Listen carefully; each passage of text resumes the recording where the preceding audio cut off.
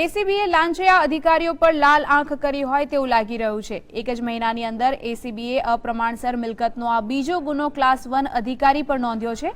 એક મહિના અગાઉ બોટાદના ડેપ્યુટી કલેક્ટર કમલેશ ગોરડિયા પર એસીબીએ તરાફ મારી હતી, જ્યારે મહિના બાદ એટલે કે ગઈકાલે અમદાવાદના ઓરડાના ડેપ્યુટી ઇજનેર મનુભાઈ પ્રજાપતિ પર પણ અપ્રમાણસર મિલકતનો ગુનો નોંધ્યો હતો। મનુ પ્રજાપતિની અપ્રમાણસર મિલકત રાખવાના ગુનામાં ધરપકડ કરાઈ છે।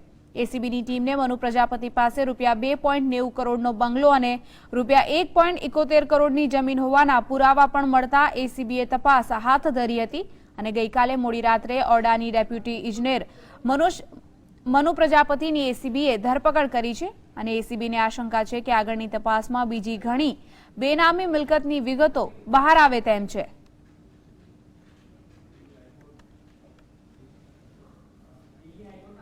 આ સાથે જ આ સમાચારોમાં હાલ બસ આટલું જ। વધુ સમાચારો માટે આપ જોતા રહો GSTV। નમસ્કાર।